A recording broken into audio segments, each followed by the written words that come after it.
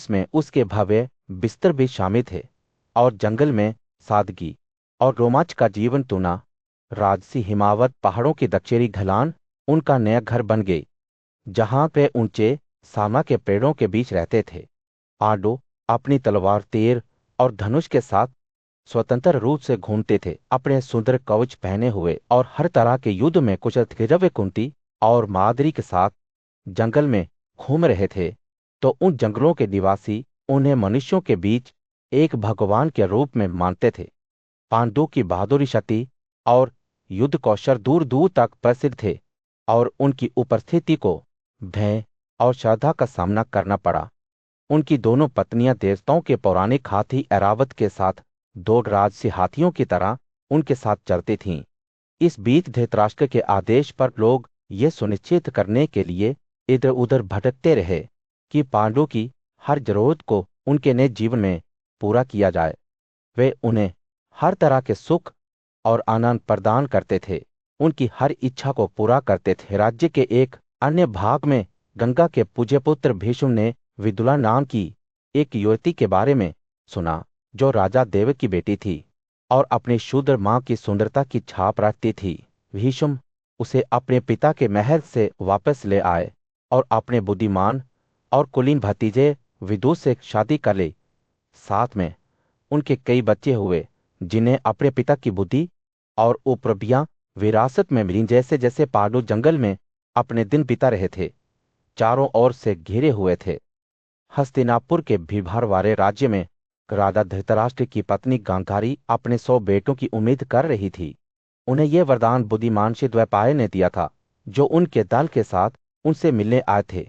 उनकी यात्राओं से थककर गांधारी ने उन्हें गर्म भोजन और आतिथ्य दिया, जिससे उन्हें बहुत खुशी हुई। उन्होंने उन्हें 1 सदी के बेटे पैदा करने का उपहार दिया, जिनमें से प्रत्येक अपने पिता के रूप में मजबूत और निपुण थे। प्रसन्न होकर गांधारी ने गर्भधारण किया और बिना किसी मुक्ति के 2 लंबे वर्षों तक अपने गर्भ में बोझ उठाया। हालांकि जब उन्होंने सुना कि पांडु की पत्नी कुंती ने एक बेटे को जन्म दिया है, जिसका वह सुबह के सूर्य से प्रतिद्वंद्वी था, तो गांधारी का धैर्य क्षीण हो गया था। दुख और क्रोध के साथ उसने अपने पति की उपस्थिति से अनजान होकर अपने गर्भ पर हिंसक प्रहार किया। द्वैपायन अपनी आध्यात्मिक शक्तियों के माध्यम से अपने संकट को महसूस करते हुए तुरंत प्रकट हुआ और गांधारी से उसके कार्यों के बारे में पूछताछ की। उसने गुस्से में अपने गर्भ पर प्रहार करना स्वीकार किया, 100 बेटों की उम्मीद करते हुए, लेकिन केवल मांस का एक कठोर द्रव्यमान पायाशी ने उसे आश्वस्त किया कि उसके शब्द कभी व्यर्थ नहीं होंगे और उसने मजाक में भी झूठ नहीं बोला है। उसने उसे निर्देश दिया कि वह मक्खन से भरे 100 बर्तनों को एक छिपी हुई जगह पर लाए और उनके अंदर मांस का गोला रखे। जब वे इंतजार कर रहे थे तो उस पर ठंडा पानी छिड़का गया और समय के साथ द्रव्यमान 101 भागों में विभाजित हो गया, जिनमें से प्रत्येक एक अंगूठे के आकार का था। इन टुकड़ों को फिर बर्तनों में रखा गया, जिन पर सावधानी से नजर रखी गई। बुद्धिमान द्वैपायन ने खुद को तपस्या में समर्पित करने के लिए हिमालय के लिए प्रस्थान किया। गांधारी को अपने असाधारण बोझ के साथ छोड़ दिया। वर्षों बीतते गए और बर्तनों के अंदर के मांस के टुकड़े आकार लेने लगे। सबसे बड़े बेटे राजा युधिष्ठिर का जन्म पहले हुआ। उसके बाद जन्म के क्रम में उनके भाइयों का जन्म हुआ। दुर्योधन के जन्म की खबर खुशी और आशंकाओं के मिश्रण के साथ मिली।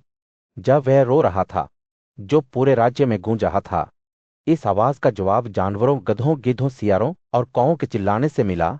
जबकि हिंसक हवाएं चल रही थीं और विभिन्न दिशाओं में आग जल रही थी, राजा धृतराष्ट्र ने अपने बेटे के भविष्य के बारे में चिंतित होकर अपने सलाहकारों और ब्राह्मणों को उनकी सलाह लेने के लिए बुलाया। उन्होंने उन्हें चेतावनी दी कि दुर्योधन का जन्म राज्य के लिए एक आपदा का शगुन था और उन्हें अपने वंश की समृद्धि सुनिश्चित करने के लिए अपने सबसे बड़े बेटे को छोड़ने की सलाह दी। हालांकि अपने बच्चे के प्रति स्नेह के कारण धृतराष्ट्र ने इस सलाह का पालन करने से इनकार कर दिया। 1 महीने के भीतर गांधारी ने दुर्योधन सहित पूरे 100 बेटों को जन्म दिया और इस संख्या से अधिक एक बेटी को जन्म दिया। इस बीच अपनी गर्भावस्था के दौरान धृतराष्ट्र की वैश्य पत्नी ने उन्हें युवत्सु नाम का एक बेटा दिया, जिसे बाद में कर्ण के नाम से जाना गया। चाहत भरे दरबार के बीच में राजा जन्मेजय ने विचित्र भाव के साथ वैशंपायन की ओर रुख किया। ए बुद्धिमान, उसने कहा, आपने मुझे कहानी सुनाई है कि कैसे गांधारी ने अपने सब बेटों को जन्म दिया, महान श्री व्यास द्वारा दिए गए वरदान की बदौलत, लेकिन आपने अभी तक मुझे अपनी बेटी की कहानी नहीं बताई है। आपने उल्लेख किया कि इन 100 बेटों के अलावा एक वैश्य महिला से पैदा हुआ। युलुत्सु नाम का एक और बेटा और एक बेटी थी। श्री ने खुद भविष्यवाणी की थी कि गांधारी 100 बेटों की मां बनेगी, लेकिन मैं उलझन में हूं, उसकी एक बेटी भी कैसे हो सकती है? ऋषि वैशंपायन ने जानबूझकर मुस्कुराते हुए अपनी कहानी शुरू की। हे पांडवों के वंशज, उसने कहा, आपका सवाल सही है और मैं आपको इस मामले पर जानकारी दूंगा। जैसे ही व्यास जी ने मांस के गोले को भागों में विभाजित किया, उन्हें अलग करने के लिए पानी का उपयोग किया, एक नर्स ने सावधानी से प्रत्येक भाग को इकट्ठा किया और उसे स्पष्ट मक्खन से भरे बर्तन में रखा। इस बीच शुद्ध रानी गांधारी अपनी अजन्य बेटी के लिए स्नेह से अभिभूत हो गई। उसने खुद से सोचा, मुनि ने मुझसे 100 बेटों का वादा किया है, लेकिन अगर इन 100 बेटों से ऊपर एक बेटी मेरे लिए पैदा हुई तो मुझे बहुत खुशी होगी। मेरे पति धृतराष्ट्र तब उस दुनिया को प्राप्त करेंगे जो उन लोगों के लिए आरक्षित है जिनके बेटों हैं, और एक सास के रूप में मैं अपनी पत्नी और उसकी पत्नी के लिए बहुत स्नेह महसूस करूंगी। जैसे ही वह इस पर विचार कर रही थी, यास्ची ने मांस के गोले को टुकड़ों में विभाजित करते हुए अपना काम जारी रखा। जब वह 100वें हिस्से में पहुंचे तो उन्होंने गांधारी से कहा, यहां आपके 100 बेटे हैं जैसा कि मैंने वादा किया था। लेकिन फिर एक कोमल मुस्कान के साथ उन्होंने कहा, हालांकि एक अतिरिक्त हिस्सा बचा है। यह एक मेनसा और भाग्यशाली बेटी बन जाएगी जैसा कि आप चाहते हैं। और इसके साथ उन्होंने शेष हिस्से को स्पष्ट मक्खन से भरे दूसरे बर्तन में रख दिया। अपनी बेटी के बारे में सोचकर गांधारी का दिल खुशी से भर गया। वो हमेशा अपने पति के प्रति समर्पित रही थी और उसने कई तपस्या और धर्मार्थ कार्य किए थे।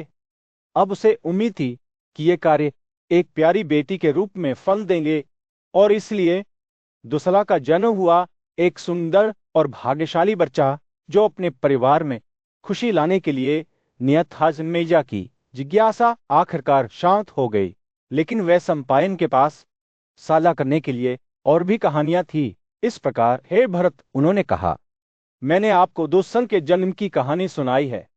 आप आगे क्या सुनाना चाहेंगे?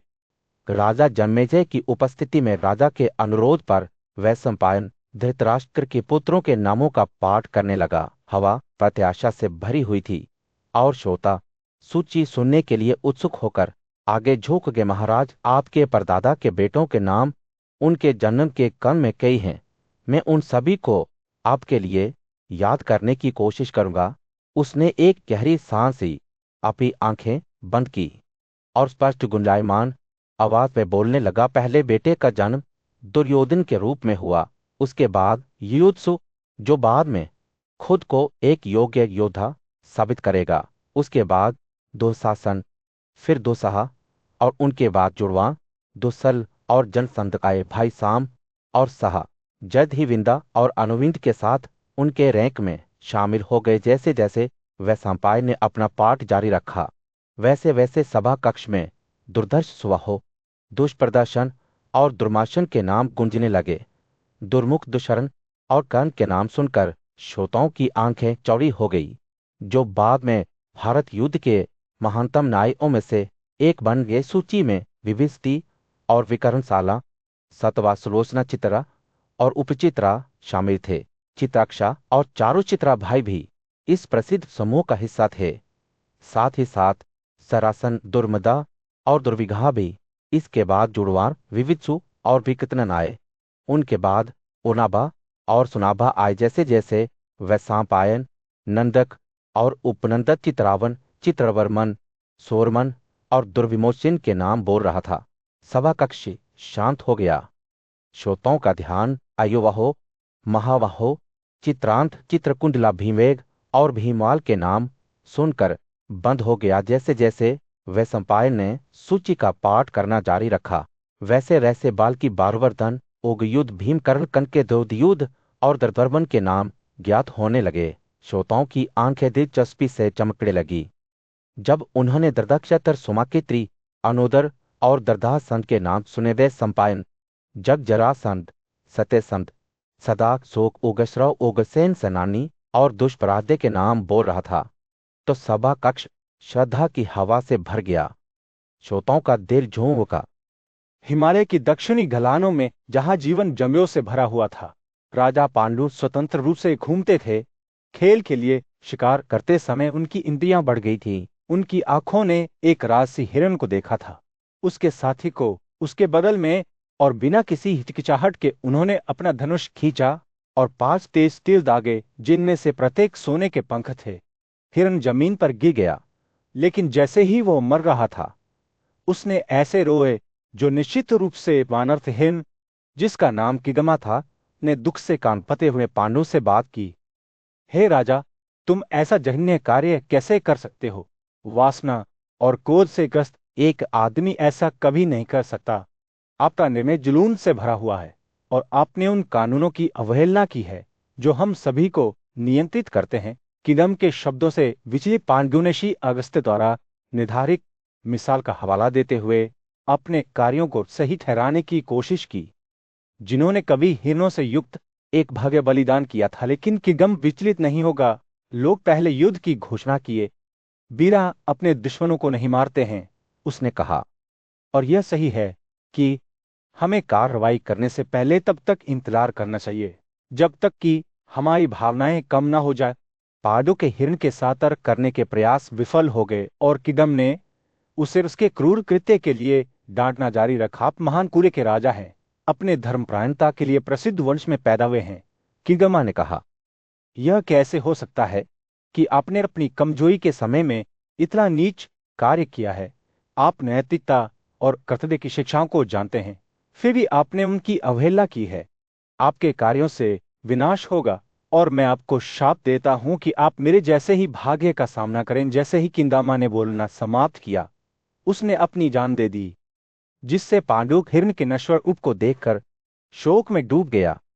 राजा को बहुत देर से एहसास हुआ कि उसने एक मुनि को मार डाला है, एक पवित्र व्यक्ति जो फल और जड़ों पर रहता था, एक हिरण के भीष्म ने। हालांकि पांडु एक ब्राह्मण को मारने का दोषी नहीं था, फिर भी किदामा का अभिशाप उस पर एक भूत की तरह लटका हुआ था। आने वाले दिनों में पांडु अपनी इच्छाओं के साथ संघर्ष करेगा, किदम के शब्दों की याद से परेशान होगा, और जब वो अंततः अपने जुनून के आगे झुक जाएगा और अपने अंत का सामना करेगा, अपनी पत्नी के साथ वासना की स्थिति में होगा, तो वो न केवल अपने प्रियजन के साथ होगा, बल्कि उस दुख के साथ ही होगा जो जंगल में उस दुर्भाग्यपूर्ण दिन के बाद से उसका निरंतर साथी रहा है। घने जंगल में राजा पांडु का जीवन एक हिरण की असामयिक मृत्यु से हमेशा के लिए बदल गया था। अपराधबोध से ग्रस्त राजा अपनी पत्नियों कुंती और माद्री के साथ कड़वाहट से रोया। जब वह अपने अतीत पर विचार कर रहा था, तो पांडु को एहसास हुआ कि उसके पिता विचित्रवीर्य को उसकी अपनी इच्छाओं के कारण उसकी प्रधानता में आट दिया गया था। वह समझ गया कि उसका शानदार जन्म किसी के कार्यों के परिणामों के खिलाफ कोई गारंटी नहीं है। पांडु का दुख दृढ़ संकल्प में बदल गया, क्योंकि उन्होंने अपने पिता और महान श्री कृष्णद्रपायन के नचेकदम पर चलते हुए तपस्वी जीवन अपनाने की कसम खाई थी। उन्होंने बच्चों की इच्छा सहित सांसारिक चिंताओं को त्याग दिया और आत्म अनुशासन के मार्ग पर निकल पड़े। उद्देश्य की गहरी भावना के साथ पांडु ने अपना सिर मुंडवा लिया, फटे हुए वस्त्र पहने और भूमि से दूर रहे लगे। जैसे ही वह जंगल में घूमता था, पांडु ने घोषणा की कि वह हर दिन केवल 5 या 10 परिवारों से भीख मांगेगा। तभी भी खुद को दोहराता नहीं है कि वह लोभी दिखाई देगा। उसने सभी प्राणियों के साथ समानता के साथ व्यवहार करने की कसम खाई, चाहे जीवन में उनका स्थान उच्च भी हो। राजा का संकल्प अटूट था वह सांसारिक लगावों को पार करेगा और मोक्ष की तलाश करेगा। उनके निर्णय को सुनकर कुंती और माद्री ने पांडवों से आग्रह किया कि वे उन्हें ना छोड़ें और तपस्या के मार्ग पर उनके साथ शामिल होने की पेशकश की। उनकी भक्ति से प्रेरित होकर पांडु अपनी पत्नियों के साथ इस यात्रा को साझा करने के लिए सहमत हो गए। साथ में उन्होंने शहर के जीवन की विलासिता को त्याग दिया, छाल के कपड़े पहने और फलों और जड़ों पर जीवन व्यतीत किया। जैसे ही वे पहाड़ों को पार कर रहे थे, पांडवों ने अपने सेवकों को हस्तिनापुर से उनके जाने की खबर फैलाने का निर्देश दिया। राजा के भाई धृतराष्ट्र इस खबर को सुनकर दुखी हो गए। उनका दिल दुख से भरा हुआ था। पांडु और उनकी पत्नियों ने अपनी यात्रा जारी रखी, नागसत पर्वत, चेतरनाथ, तालकूट को पार करते हुए, और अंत में पवित्र गंधमदन शिखर पर पहुंचे। दिव्य प्राणियों और ऋषियों द्वारा संरक्षित वे कठोर तपस्या का जीवन जीते थे। कभी कभी पहाड़ी ढलानों पर और कभी कभी समतल भूमि पर रहते थे। जैसे ही वे इंद्रद्युम्न झील के पास पहुंचे, पांडु का संकल्प और मजबूत हुआ। उन्होंने 100 चोटियों सतश्रृंगेरी के पहाड़ की यात्रा की, जहां उन्होंने आध्यात्मिक विकास की खोज में खुद को समर्पित करते हुए अपनी तपस्वी प्रथाओं को जारी रखा।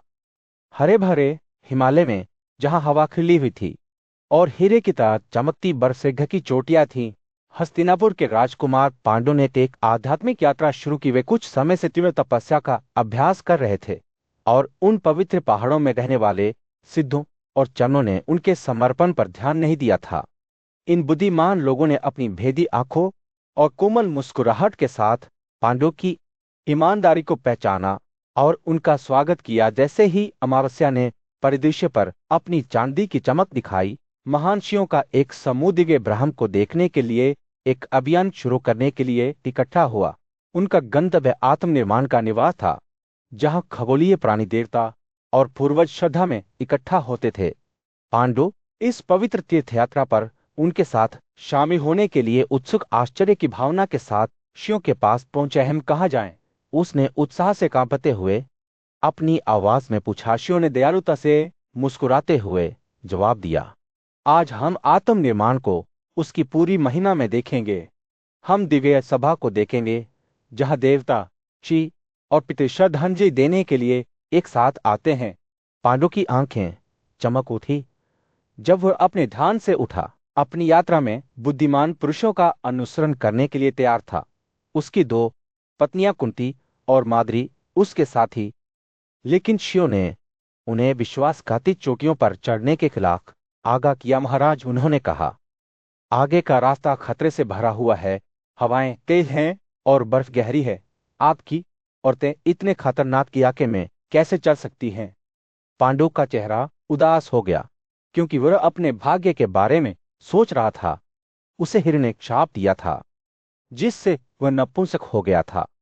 उसकी पत्नियां कुंती और माद्री निसंतान थी और उनका भविष्य अनिश्चित लग रहा था। मैं पुत्रहीन हूं। भावनाओं से भरी उसकी आवाज, पांडु ने घोषणा की, मैं अपने पूर्वजों के प्रति अपने कर्तव्य को पूरा करने में विफल रहा हूं। मैं उनका नहीं हूं जिसे चुकाया जाना चाहिए। बुद्धिमान कहते हैं कि जो लोग इस पवित्र दायित्व की उपेक्षा करते हैं, उनके लिए आनंद का कोई क्षेत्र नहीं है। ऋषियों ने ध्यान से सुना जब पांडु ने सभी जीवित प्राणियों के चारणों को समझाया। उनके पूर्वजों, देवताओं, ऋषियों और अन्य लोगों के लिए उन्होंने देवताओं और ऋषियों के प्रति अपने कर्तव्यों का निर्वहन किया था। लेकिन अपने पूर्वजों के बकाया में बने रहे मनुष्य इस पृथ्वी पर एक उद्देश्य के लिए पैदा होते हैं। उन्होंने कहा, उस उद्देश्य को पूरा करने के लिए अपने स्वयं के मोक्ष को सुनिश्चित करना है।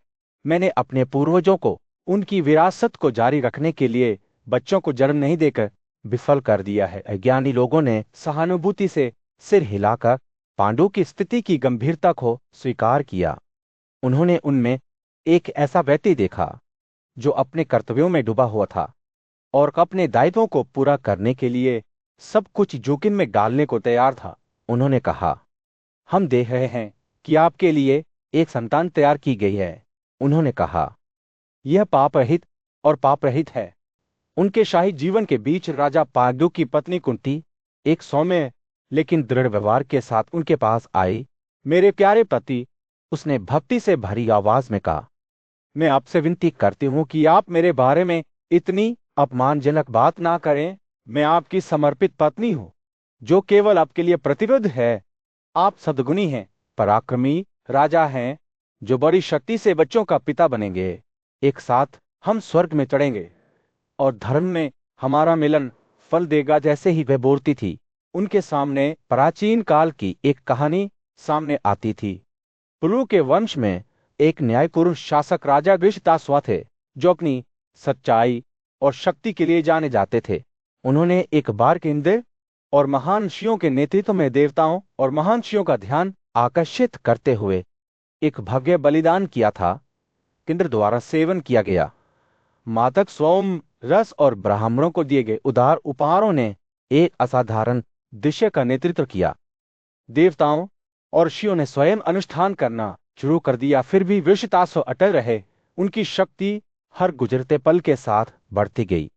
जैसे सर्दियों की रात के बाद सूर्य फटता है, वे चमकते हुए अपने सामने हावी हो गए। उन्होंने घोड़े का बलिदान किया, हर दिशा से राजाओं को वश में किया और उन सभी से कार्य। एक पौराणिक किस्सा वृषितासुर की महानता के बारे में बताया गया।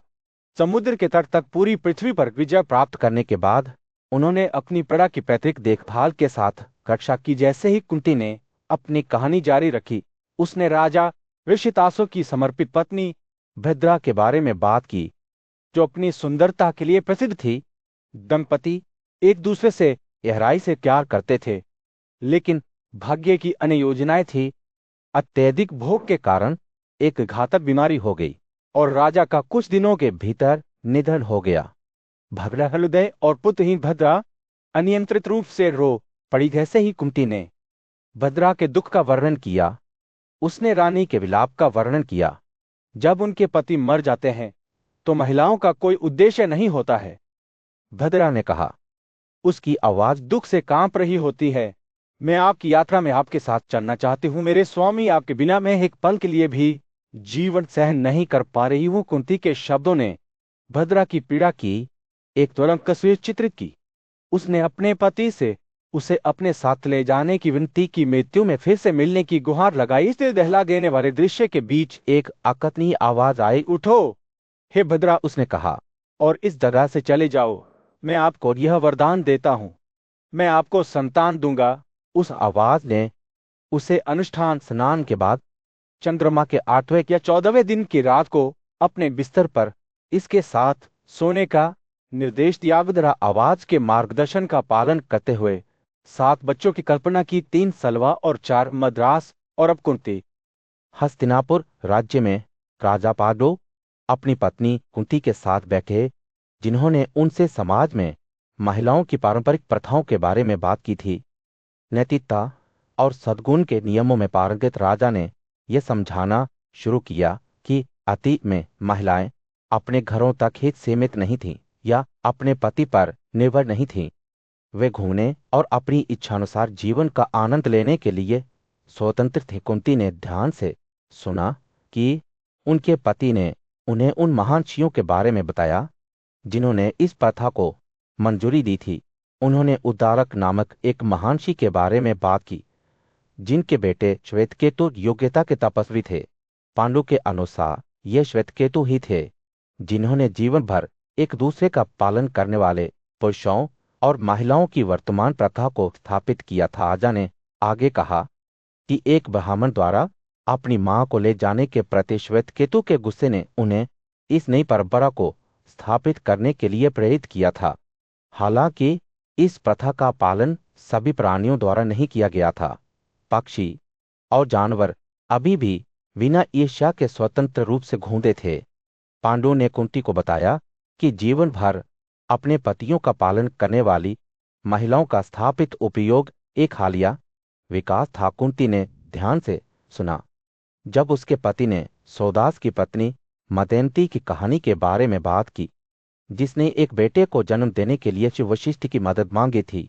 उसने यह भी याद किया कि कैसे वह और उसके भाई बहन कृष्णद्वैपायन द्वारा कुरु जाति को बनाए रखने के लिए पैदा हुए थे। उसकी बातों से प्रेरित होकर कुंती ने अपने पति के आदेशों का पालन करने का वादा किया। पांडु ने तब उससे कहा कि वह उच्च तपस्वी योग्यता वाले ब्राह्मण के माध्यम से बच्चे पैदा करना चाहता है। उसने दुर्वासा द्वारा उसे दिए गए मंत्र का उपयोग करते हुए न्याय और पुण्य के देवता धर्म को बुलाने के लिए उससे अनुरोध किया। कुंती, जो अपने स्वामी को खुश करने के लिए उत्सुक थी, उसके आदेश को पूरा करने के लिए तैयार हो गई। वह उसके सामने झुक गई और उसके निर्देशों का पालन करने का संकल्प लिया। अपने चेहरे पर दृढ़ नजर रखते हुए कुंती अपने पति की इच्छाओं को पूरा करने के लिए निकल पड़ी, यह जानते हुए कि धर्म को बुलाने से उन्हें एक गुणी पुत्र मिलेगा जो कुर्मों का गौरव होगा। जैसे ही सूर्य राज्य पर अस्त होने लगा, कुंती ने आगे के कार्य के लिए खुद को तैयार किया।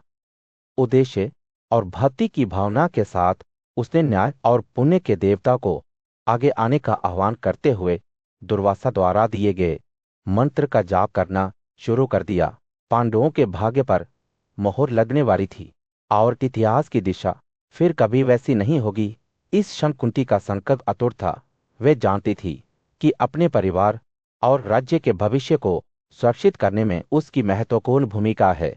मंत्र और अपने पति की इच्छाओं में विश्वास के साथ वह आगे जो कुछ भी है उसका सामना करने के लिए तैयार थी। उसका दिल भक्ति और दृढ़ संकल्प से भरा हुआ था। कुरुओं के राज्य में राजा पांडु और उनकी पत्नी कुंती को एक बच्चे का आशीर्वाद मिला, युधिष्ठिर, जो गर्भधारण के 1 साल बाद पैदा हुआ था। बुद्धिमान राजा ने पहले ही महर्षियों से परामर्श किया था और फैसला किया था कि कुंती को न्याय के देवता धर्म का आह्वान करना चाहिए ताकि वह उनसे संतान प्राप्त कर सके। भक्ति और मंत्रों के साथ कुंती ने धर्म को बुलाया, जो सूर्य की तरह चमकते हुए अपने चमकदार रथ में आया था। मुस्कुराते हुए धर्म ने कुंती से पूछा कि वह क्या चाहती है, और कोमल मुस्कान के साथ उसने जवाब दिया, मैं एक ऐसे बच्चे की कामना करता हूं जो सभी प्राणियों की भलाई के लिए समर्पित हो। इस प्रकार युधिष्ठिर का जन्म हुआ, जो अपने आध्यात्मिक रूप में धर्म के साथ एकजुट हुआ। जैसे ही बच्चे का जन्म हुआ, आकाश में एक असंगत आवाज गूंजी, ये घोषणा करते हुए कि यह लड़का पुरुषों में सबसे अच्छा होगा, जो गुणी लोगों में सबसे आगे होगा। वह महान कौशल और सच्चाई रखता है और एक न्यायपूर्ण राजा के रूप में पृथ्वी पर शासन करता है। अपने बेटे के जन्म से खुश होकर पांडु ने कुंती से अनुरोध किया कि वह हवा के देवता वायु को दूसरे बच्चे के लिए बुलाए। विनम्रता और विनम्रता के साथ कुंती ने वायु से कहा कि वह उसे एक ऐसा बच्चा दे जो मजबूत और अन्य सभी को विनम्र करने में सक्षम हो। कुंती की भक्ति से प्रसन्न होकर वायु उसके पास आया और उसके पास शक्तिशाली योद्धा भीम को जन्म दिया। जैसे ही भीम का जन्म हुआ, एक आदरणीय आवाज ने घोषणा की कि यह बच्चा सबसे शक्तिशाली होगा। हालांकि भीम के जन्म के दौरान एक उल्लेखनीय घटना हुई, जब कुंती एक बाघ से डर गई और अचानक उठी तो भीम अपनी गोद से पहाड़ी की छाती पर एक चट्टानी पिंड पर गिर गया। चमत्कारिक रूप से शिशु का शरीर अक्षत रहा, जबकि चट्टान टुकड़ों में टूट गई। आश्चर्य से आश्चर्यचकित पांडवों ने महसूस किया कि उनके बच्चे महानता के लिए नियत थे।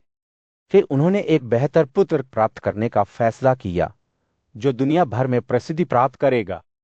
महान ऋषियों की सलाह से पांडवों ने कुंती को पूरे 1 साल के लिए एक शुभ व्रत रखने का आदेश दिया, जबकि वह स्वयं देवताओं के राजा इंद्र को संतुष्ट करने के लिए कठोर तपस्या करता था। लंबे समय के बाद इंद्र पांडु की भक्ति से प्रसन्न होकर उनके पास गया और कहा, मैं आपको एक ऐसा पुत्र दूंगा जो तीनों दुनियाओं में प्रसिद्ध होगा। वह ब्राह्मणों, राजाओं और सभी ईमानदार लोगों के कल्याण को बढ़ावा देगा। मैं आपको जो पुत्र दूंगा वह दुष्टों को मारने वाला और दोस्तों और रिश्तेदारों को प्रसन्न करने वाला होगा। इस प्रकार इंद्र द्वारा संबोधित पांडवों ने कुंती से कहा कि उनकी प्रतिज्ञा सफल हो गई है और आकाश के स्वामी उन्हें अलौकिक उपलब्धियों और महान प्रसिद्धि के साथ एक पुत्र देने के लिए तैयार थे। हरे भरे जंगल में एक शानदार पहाड़ की हल्की ढलान पर राजा पांडु की जीवन शक्ति एक बार फिर से हिलने लगी। जैसे ही वसंत अपने पूरे वैभव में फूट पड़ा। राजा और उनकी पत्नी माद्री रंगों और सुगंधों के विस्फोट से घिरे जंगल में हाथ पकड़कर टहलने लगे। कोकिला की मीठी धुनों से हवा जीवन थी, जबकि मधुमक्खियां खिलते पेड़ों के बारे में गूंज रही थी और उनकी गुनगुनाने आवाजें झूठे पत्तों के साथ कोमल संगत कर रही थीं। पांडु की आंखें लुभावने दृश्यों पर घूम रही थी। उनका दिल खुशी से चमक रहा था। उनकी नजरें उनकी पत्नी पर पड़ी, जो अर्धपारदर्शी पोशाक में चमक रही थी, और जंगल की आग की तरह उनके भीतर इच्छा भड़क उठी। वह उसके जरते जुनून का विरोध करने में असमर्थ था, और माद्री के काबते प्रतिरोध के बावजूद उसने उसकी इच्छा के खिलाफ उसे पकड़ लिया, क्योंकि पांडवों की बुद्धि इच्छा की आकर्षक लपटों से भस्म हो गई थी। इसलिए वह शी के उस श्राप को भूल गया जिसने उसे इतने लंबे समय तक परेशान किया था। एक आदमी की तरह उसने माद्री के साथ अपनी लालसा को तृप्त करने की कोशिश की, जैसे कि वह अपने जीवन को समाप्त करने के लिए एक अदृश्य शक्ति से प्रेरित था। राजा की गुणी आत्मा, जो कभी तर्क और ज्ञान से निर्देशित थी, अब समय के मादक प्रभाव में खो गई थी। माद्री ने अपने मूर्ख स्वामी के शरीर को पकड़ लिया। उसके शोकाकुल चीखों की गूंज जंगल में गूंज रही थी। पांडु की दूसरी पत्नी कुंती अपने बच्चों और माद्री से पैदा हुए जुड़वा बच्चों के साथ घटनास्थल पर जल्दबाजी में आई। जैसे ही उसने दुख दृश्य देखा, उसका अपना दिल दुख से भर गया। कुंती माद्री ने विनती की, अकेले आओ, बच्चों के बिना मुझे तुमसे बात करनी है। कुंती की आंसू से भरी आंखें वह माद्री के पास आई, चिल्लाते हुए, हाय मुझे। जब वह अपने प्यारे पति और उसकी पत्नी के सरदा शरीर को देख रही थी, माद्री ने बताया कि कैसे उसने पांडु की प्रगति का विरोध किया था, लेकिन वह खुद को नियंत्रित नहीं कर सका। कुंती ने दुख और हताशा से उबरकर माद्री से आग्रह किया कि वह राजा के शरीर को उसे सौंप दे, ताकि वह मित्रराज्य तक उसका पीछा कर सके। लेकिन माद्री ने इनकार कर दिया, इस बात पर जोर देते हुए कि वह पांडु का अनुसरण करेगी, क्योंकि उसकी इच्छा तृप्त नहीं हुई। जब दोनों रानियां फूलों और पेड़ों के बीच खड़ी थी, तो उनका दुख स्पष्ट था। कुंती ने माद्री से पुनर्विचार करने का अनुरोध किया, लेकिन माद्री का संकल्प दृढ़ था। उसने अपने पति के साथ मरने का वादा किया था, और उसका दिल अब उसे छोड़ने की अनुमति नहीं देगा। बत्ती के एक अंतिम कार्य में माद्री अंतिम संस्कार की चिता पर चढ़ गई, जो प्रकृति की सुंदरता से घिरी हुई थी, जिसने उनकी दुखद कहानी देखी थी। जब वे अपने पति के शरीर के बगल में खड़ी थी, तो आग की लपटों ने उन दोनों को घेर लिया, जो जीवन की शरबंगुता और प्रेम और इच्छा की सर्व उपभोग शक्ति की एक मार्मिक याद दिलाती है। जैसे ही पांडु के निधन की खबर फैली, पहाड़ पर उनके साथी रहे बुद्धिमान ऋषियों ने आपस में परामर्श किया। वे जानते थे कि महान राजा पांडु ने तपस्वी जीवन जीने के लिए अपने राज्य और संप्रभुता को छोड़ दिया था। अपनी पत्नी कुंती और अपने शिशु पुत्रों को उनकी देखभाल में विश्वास के रूप में छोड़ दिया था। महानता से भरे दिल और अपने आध्यात्मिक प्रयासों की सफलता से अभिभूत ऋषियों ने पांडु के बच्चों के साथ हस्तिनापुर लौटने का फैसला किया।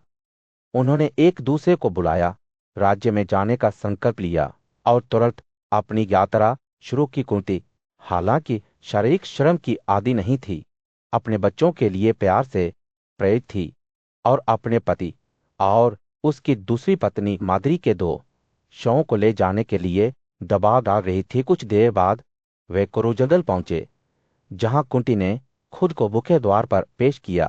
ऋषियों ने कुलियों को निर्देश दिया कि वे राजा धृतराष्ट्र को उनके आने की सूचना दें, और जल्द ही यह खबर पूरे राज्य में फैल गई।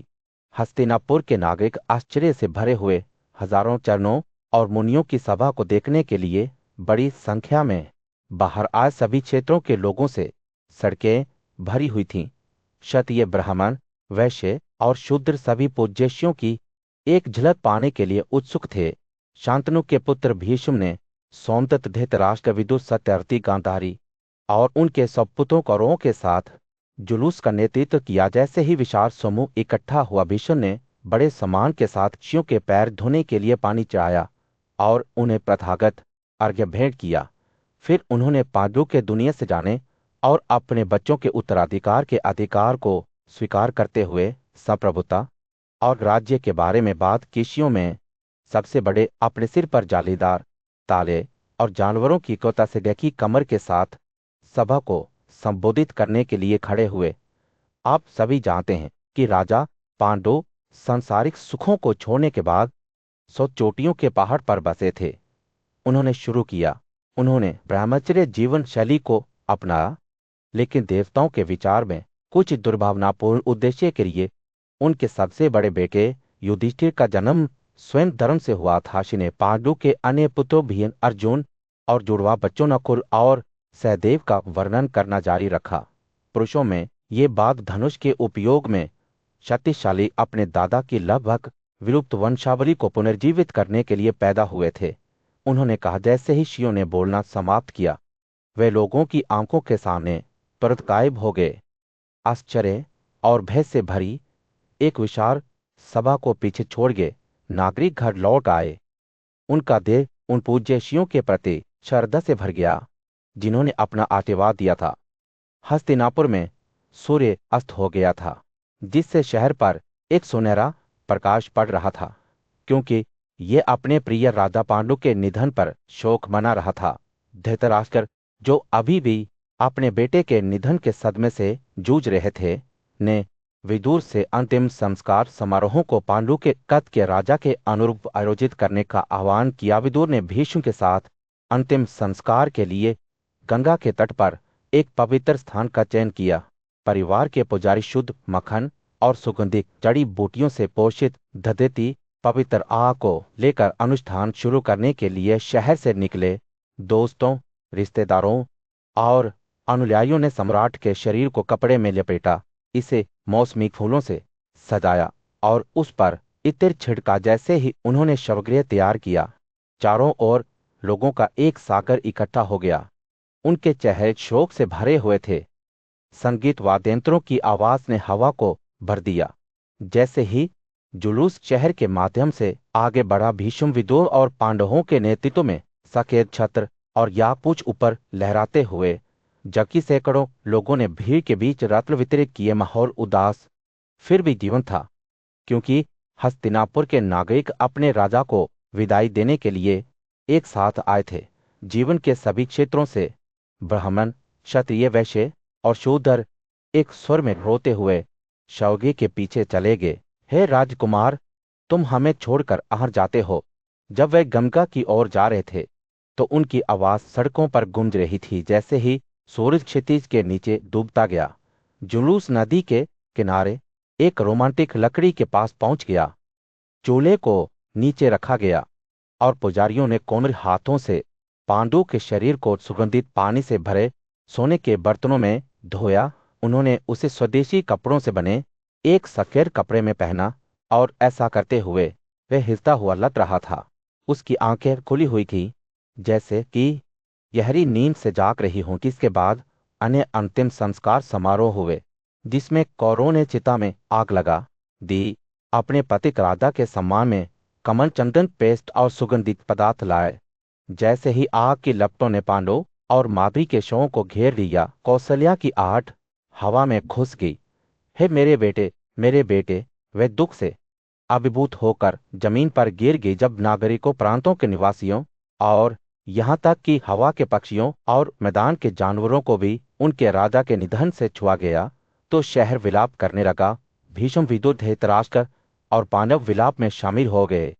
उनका दुख स्पष्ट था। जब समारोह के बाद शोक मनाने वालों ने अपने प्यारे राजा को विदाई देने के लिए अंतिम संस्कार किए, जब यह समाप्त हो गया तो लोगों ने एक दूसरे को सांत्वना दी। पांडु के शोक संतति को सांत्वना देने की कोशिश की। पांडवों और राजाओं ने एक दूसरे को सांत्वना दी। राजा पांडु के निधन के बाद भीष्म और कुंती ने अपने दिवंगत राजा के सम्मान में एक भव्य श्राद्ध समारोह का आयोजन किया। उन्होंने पिंड अनुष्ठान, भोजन चढ़ाया और ब्राह्मणों और कौरवों को दावत दी। उन्हें उपहार के रूप में रत्न और भूमि दी। हस्तिनापुर के नागरिक पांडव भाइयों के साथ शहर लौट आए, जो अपने पिता की मृत्यु से जुड़ी अशुद्धता से शुद्ध हो गए थे। जैसे ही लोगों ने राजा पांडु के निधन पर शोक व्यक्त किया, पूज्य शिवराज ने महसूस किया कि एक बड़ी आपदा का समय आ रहा है। उन्होंने अपनी मां सत्यवती को जंगल में पीछे हटने और योग में खुद को समर्पित करने के लिए चेतावनी दी, क्योंकि समाज जल्द ही छल और अन्याय से भर जाएगा। सत्यवती ने अपनी बहू अंबिका और कौशल्या के साथ जंगल में प्रवेश किया, जहां वे गहरे चिंतन में डूब गए। इस बीच पांडव भाई, जो अब बड़े हो गए थे, अपने पिता के घर में रह रहे थे। पांडु के दूसरे पुत्र भीम उल्लेखनीय शक्ति और कौशल का प्रदर्शन कर रहे थे। अक्सर खेल खेल में धृतराष्ट्र के पुत्रों को हराते थे। धृतराष्ट्र के सबसे बड़े पुत्र दुर्योधन भीम के प्रति शत्रुता रखने लगे और उन्हें नष्ट करने की साजिश रचने लगे। दुर्योधन ने गंगा के तट पर एक महल बनाया, जिसे प्रमाण कोटि कहा जाता था, जहां उन्होंने पांडवों को उनके साथ खेलने के लिए आमंत्रित किया था। महल को लटकन, समृद्ध सामान और पसंदीदा वस्त्रों से भव्य रूप से सजाया गया था। जब सभी तैयार हो गए तो दुर्योधन ने प्रस्ताव दिया कि वे एक साथ जल खेलों में भाग लें। युधिष्ठिर ने सहमति व्यक्त की और राजकुमारों ने हाथी और कारों पर सवार होकर महल में पहुंचने के लिए कहा। महल में प्रवेश करने के बाद पांडव इसकी सुंदरता से चकित थे। वे बैठ गए, भोजन का आदान प्रदान किया और एक साथ खेलने लगे। इस बीच दुर्योधन ने भीम के भोजन में चुपके से एक शक्तिशाली जहर मिला दिया था। उसने भीम को यह सोचकर जहरीला भोजन खिलाया कि वह अपनी योजना में सफल हो गया है। जैसे ही राजकुमारों ने अपना खेल जारी रखा, वे अंततः थक गए और आराम करने का फैसला किया। भीम खेलने से थककर अपनी नसों से बहने वाले जहर से अनजान होकर जमीन पर लेट गया। दुर्योधन ने उसे झाड़ियों की डोरों से बांध दिया और उसे पानी में फेंक दिया। भीम तब तक डूब गया जब तक कि वह नारा राज्य में नहीं पहुंच गया, जहां हजारों सांपों ने उसे काट लिया और जहर को निष्क्रिय कर दिया। जैसे ही भीम को होश आया, वह अपने बंधनों से मुक्त हो गया और सांपों को जमीन के नीचे दबाना शुरू कर दिया। एक अवशेष जीवन के लिए भाग गया और घटना की सूचना देने के लिए अपने राजा वासुकी के पास गया। वासुकी उनकी कहानी सुनकर भीमसेन को देखने गया और उसे झाड़ियों में बंधा हुआ नागों से घिरा हुआ पाया। नागों के स्वामी ने अपने रिश्तेदार आर्य को देखा और अपने परिवार के साथ फिर से जुड़ने पर बहुत खुश हुए। यह है कहा, हस्तिनापुर के भीड़ वाले शहर में कौरवों और पांडवों ने एक साथ खेल का एक आनंदमय दिन समाप्त किया था। लेकिन जब वे घर लौटने की तैयारी कर रहे थे, तो भीम शक्तिशाली योद्धा यह नहीं मिला। भीम की अनुपस्थिति में दुष्ट दुर्योधन का दिल खुशी से फूला और वह अपने भाइयों के साथ शहर में प्रवेश किया। इस बीच कुंती के गुणी सबसे बड़े बेटे युधिष्ठिर ने अपने लापता भाई के लिए भ्रातृ प्रेम और चिंता से भरी अपनी मां को खोजा। मां, क्या भीम मारा है? उसने उसे प्रणाम करते हुए पूछा। मुझे वह यहां नहीं मिला। वह कहाँ गया होगा? हमने बगीचों और जंगलों में हर जगह खोज की, लेकिन उसका कोई संकेत नहीं मिला। कुंती घबराकर बोली, प्रिय पुत्र, मैंने भीम को नहीं देखा है। वह मेरे पास नहीं आया। जल्दी से वापस आए और अपने भाइयों के साथ उसे ढूंढे। जैसे ही युधिष्ठिर अपने भाइयों के पास वापस गया, उसने बुद्धिमान सलाहकार विदुर को बुलाया। भीमसेन गायब है, कुंती ने भय से दौड़ते हुए कहा। दुर्योधन खुले तौर पर सिंहासन की लालसा करता है और मुझे डर है कि उसने गुस्से में मेरी प्यारी को मार डाला होगा। विदुर ने उसे आश्वस्त किया। धन्य महिला, ऐसा मत कहो। अपने अन्य बेटों की सावधानी से रक्षा करें। यदि दुर्योधन पर आरोप लगाया जाता है तो वह उन सभी को मार सकता है। लेकिन उन्हें यह नहीं पता था कि भीम वास्तव में नागाओं के आतिथ्य का आनंद ले रहा था, जिन्होंने उसे अपने अधोलोक क्षेत्र में खोजा था। शक्तिशाली योद्धा 8वें दिन जाग गया, अपने द्वारा खाए गए अमृत से ऊर्जावान महसूस कर रहा था। नागाओं ने उसे खुश किया और सांत्वना देते हुए कहा, तेरे पास 10,000 हाथियों की ताकत होगी।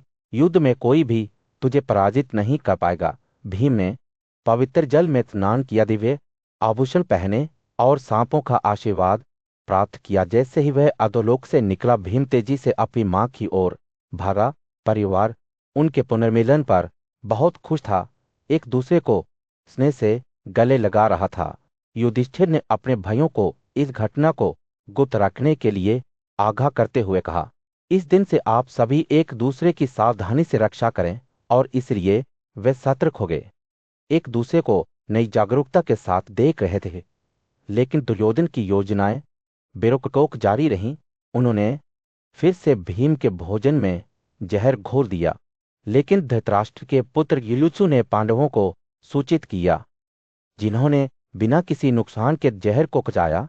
दुष्ट कौरवों ने पांडवों को नष्ट करने के लिए कई अन्य योजनाएं बनाए, लेकिन विदुर की बुद्धिमान सलाह और पांडवों की सतर्कता ने प्रत्येक प्रयास को विफल कर दिया। जैसे जैसे दिन बीतते गए, राजा धृतराष्ट्र ने अपने बेटों को बेकार और शरारती होते देख नियुक्त किया। भारत की प्राचीन भूमि में जहां शक्तिशाली नदियां बहती थीं और पहाड़ ऊंचे थे, वहां गौतम नाम के एक महान ऋषि रहते थे।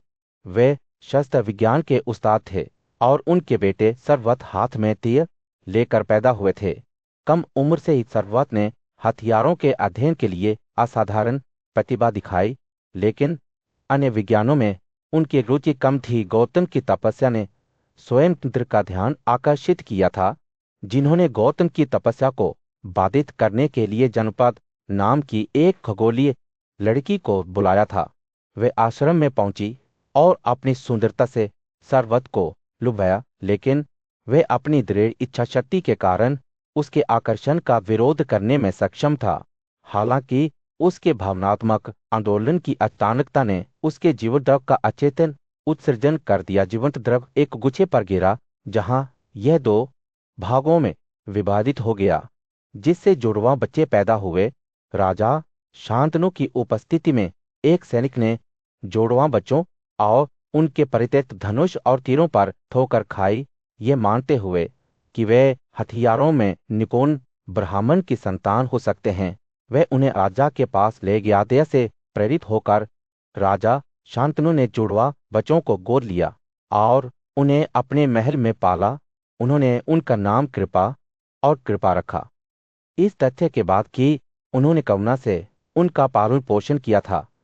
गौतम के पुत्र ने हालांकि अपनी पढ़ाई जारी रखी, अंततः ये जानते हुए कि उनके बच्चों का पालन पोषण राजा द्वारा किया जा रहा है। अपने बेटे को शस्त्र विज्ञान सिखाने के लिए दृढ़ संकल्पित वह राजा शांतनु के पास गया और कृपा को शिक्षित करने की अनुमति मांगी। फिर उसने उसे शस्त्र विज्ञान की 4 शाखाओं के साथ साथ ज्ञान की कई अन्य शाखाओं को भी पढ़ाया। द्रोण के मार्गदर्शन में कृपा थोड़े ही समय में एक कुशल प्रोफेसर बन गई। जहां तक द्रोण की बात है, वह स्वयं एक महान शिव भारद्वाज के प्राण दर्द से पैदा हुआ था, जो गंगा के स्रोत पर कठोर व्रत करता था। एक दिन कई अन्य ऋषियों के साथ स्नान करते हुए भारद्वाज ने एक अप्सरा गीताची को देखा और इच्छा से पीड़ित हो गया। उसका प्राण द्रव एक पात्र में एकत्र किया गया था, जिसे द्रोण कहा जाता था, जिससे द्रोण उत्पन्न हुआ था। द्रोण ने अपने पिता के मार्गदर्शन में सभी वेदों और उनकी शाखाओं का अध्ययन किया। बाद में उन्होंने अपने पुत्र अश्वत्थामन को अग्नि हथियार का ज्ञान दिया। अश्वत्थामन का जन्म एक उल्लेखनीय चिल्लाहट के साथ हुआ था, जो दिव्य घोड़े उच्चेश्वर के पड़ोसी की तरह लग रहा था। भारद्वाज ने राजा प्रथम से भी दोस्ती की थी, जिसका एक पुत्र था जिसका नाम द्रुपद था। जब प्रथम की मृत्यु हो गई तो द्रुपद उत्तरी पंचालों के राजा बन गए और उनके साथ खेलने और अध्ययन करने के लिए नियमित रूप से द्रोण के पास जाते थे। भारद्वाज के स्वर्गारोहण के बाद द्रोण ने अपनी पढ़ाई जारी रखी। प्राचीन भारत की रुड़ती पहाड़ियों और हरे भरे जंगलों के बीच स्थित एक भव्य राज्य पंचालों के जीवंत शहर में राजा द्रुपद अपने सिंहासन पर बैठे भव्यता की आगा फहरा रहे थे। उनके दरबारियों और सलाहकारों ने उन्हें घेर लिया। उनके चेहरे राजा की मनोच्छा को दर्शाते थे, एक अभिमानी गर्व, क्योंकि महान राज्यों के इस युग में धन और शक्ति एक शासक के मुने के अंतिम उपाय थे। जैसे ही राजा शासन कला की पेचीदगियों पर विचार कर रहा था, भीड़ में से एक प्रतिष्ठित व्यक्ति उभरा और था भारद्वाज का पुत्र द्रोण, जो एक प्रसिद्ध ऋषि और योद्धा पुजारी था। हर कदम के साथ द्रोण शांत अधिकार की हवा से बाहर निकलते थे। उनकी आंखें दुनिया के कार्यों की गहरी समझ से चमकती थी। जैसे ही वह सिंहासन के पास पहुंचा, वह राजा द्रुपद के सामने सम्मानपूर्वक झुके। नमस्कार महामहिम द्रोण ने कहा। उनकी आवाज शरद में पत्तों की हल्की सरसराहट की तरह थी। मैं आपके पास एक दोस्त के रूप में आता हूं। किन शब्दों पर राजा द्रुपद का चेहरा क्रोध से भर गया। उनकी आंखें क्रोध से चमक उठी और उनकी भौहें लाल हो गई जब उन्होंने कहा, आप खुद को मेरा दोस्त कहते हैं। हे द्रोण, आपकी बुद्धि वास्तव में सीमित है। आप दोस्ती के बारे में ऐसे बात करते हैं जैसे कि यह एक छोटी सी बात है, कुछ ऐसा जिसे उठाया या अलग रखा जा सकता है। लेकिन मैं पांचालों का राजा हूं और आप केवल एक गरीब ब्राह्मण हैं। राजा के शब्द तिरस्कार से भरे हुए थे। द्रोण के दुस्साहस से उसका गर्व आहत हुआ। इस दुनिया में दोस्ती एक विलासिता है जो उन लोगों के लिए आरक्षित है जो समान स्थिति और धन सर्जा करते हैं। यह अमीर और वंचित के बीच नहीं हो सकता, ना ही कुलीन और निचले दर्जे के लोगों के बीच हो सकता है। द्रोण ने राजा की तीखी वाणी को ध्यान से सुना। उनकी अभिव्यक्ति अपठनीय थी। जब द्रुपद आखिरकार चुप हो गए तो द्रोण ने एक शांत निस्तेज स्वर में जवाब दिया, महामहिम, मैं आपकी बातों को समझता हूं, लेकिन वे कड़वाहट और गर्म से भरे हुए हैं। मित्रता को हल्के में लेने या खराब कपड़ों की तरह त्यागने की कोई बात नहीं है। इसके लिए दोनों पक्षों से प्रयास और समर्पण की आवश्यकता होती है। इन शब्दों पर राजा का क्रोध फिर से भड़क उठा, लेकिन द्रोण दृढ़ रहे। उनकी आंखें द्रौपद के चेहरे से कभी नहीं हिलती थी। मुझे पता है कि हमारी दोस्ती अतीत में जाली थी, द्रोण ने धीरे से कहा, लेकिन इसका मतलब यह नहीं है कि यह शरद तुम्हें एक फूल की तरह मुरझाना चाहिए। मैं सुझाव देता हूं कि हम इसे पुनर्जीवित और मजबूत करें। महामहिम द्रुपद की प्रतिक्रिया तत्काल थी, एक तीखी फटकार जिसने द्रोण को विचलित नहीं किया। राजा के शब्दों पर विचार करते हुए, अपने विकल्पों को ध्यान से देखते हुए ऋषि की आंखें संकुचित हो गई। एक क्षण के उस क्षण में उनके दिमाग में एक योजना बनने लगी। जैसे ही सूरज क्षितिज के नीचे डूबता है, महल के आंगन में लंबी छाया डालता है, तो हस्तिनापुर के भीड़भाड़ वाले शहर में भारद्वाज का पुत्र द्रोण नाम का एक युवा राजकुमार अपने मेजबान कृपा के साथ गुप्त रूप से रहता था। उसका पराक्रमी पुत्र अश्वत्थामा कभी कभी कुंती के पुत्रों को हथियारों का उपयोग करना सिखाता था, लेकिन उनका कौशल सभी को पता नहीं था। एक दिन जब राजकुमार खेल रहे थे और शहर के बाहर घूम रहे थे, तो उन्होंने एक गेंद को एक कुएं में खो दिया। निराश और शर्मिंदा होकर वे समझ नहीं पाए कि इसे कैसे वापस लाया जाए। तभी उन्होंने एक बुजुर्ग ब्राह्मण द्रोण को भेष में देखा, जो अपने दैनिक अग्निहोत्र अनुष्ठानों से अवित था। राजकुमार मदद के लिए बेताब होकर उनके पास आया। द्रोण ने उनकी हताशा को देखते हुए मुस्कुराया और एक समाधान की पेशकश की। अगर वे उस दिन उसे रात का खाना खिलाने का वादा करते तो वह गेंद और यहां तक कि एक अंगूठी भी ले आता, जिसे वे कुएं में फेंक देता। कुंती के बेटे युधिष्ठिर ने द्रोण की शर्तों पर सहमति व्यक्त की, लेकिन पहले उसकी अनुमति मांगी। द्रोण ने अपनी अंगूठी उतार दी और उसे कुएं में फेंक दिया। फिर गेंद को ऊपर लाने के लिए मंत्रों से भरी मुट्ठी भर लंबी घास का इस्तेमाल किया। राजकुमार उसके असाधारण कौशल से चकित थे और उससे भी अंगूठी वापस लेने की विनती की। एक और तीर से द्रोण ने अंगूठी को छेदा और उसे ऊपर ले आया और आश्चर्यचकित राजकुमारों को सौंप दिया। द्रोण के पराक्रम से चकित राजकुमारों ने पूछा कि वे कौन हैं और वे उनके लिए क्या कर सकते हैं। द्रोण ने जवाब दिया कि उन्हें भीष्म को उनकी समानता और कौशल के बारे में बताना चाहिए, क्योंकि भीष्म उन्हें पहचान लेंगे। राजकुमारों ने भीष्म के पास जाकर द्रोण की उपलब्धि का वर्णन किया और भीष्म को तुरंत समझ आया कि ब्राह्मण कोई और नहीं बल्कि द्रोण थे। भीष्म ने सम्मानपूर्वक द्रोण का स्वागत किया और उसे उस स्थान पर ले आए जहां वह राजकुमारों से फिर से मिला था। द्रोण ने बताया कि कैसे वे अग्निवेश की शरण में गया था, अपने गुरु के हथियारों की तलाश में और हथियारों का विज्ञान सीख रहा था। उसने पंचाल के राजकुमार द्रुपद से दोस्ती की, जिसने वादा किया कि जब वह राजा बनेगा तो राज्य द्रोण का होगा। वर्षों बाद द्रोण ने कृपाचार्य की बेटी कृपि से शादी की, जिसने अश्वत्थामन नाम के एक बेटे को जन्म दिया। हालांकि जब अश्वत्थामन दूध के लिए रोए, अमीर पुरुषों के बेटों को इसे पीते हुए देख कर द्रोण चिता और गर्व से अपने बगल में थे। उन्होंने उन लोगों से एक दूध देने वाली गाय प्राप्त करने का प्रयास किया, जिनके पास कई गाय थीं, लेकिन असल रूप से लौटने पर उनके बेटे के कुछ साथियों ने उसे चूरने चावल के साथ मिलाया हुआ पानी दिया, जिसे अश्वत्थामन ने दूध समझ लिया, जिससे बच्चा खुशी से नाचने लगा। यह देखकर द्रोण बहुत प्रभावित हुए और उन्हें एहसास हुआ कि उन्हें किसी भी कीमत पर धन के लिए प्रयास नहीं करना चाहिए। उन्होंने इसी के सेवक बने, विनत जीने का संकल्प लिया, प्रदान करने के लिए दृढ़ संकल्पित।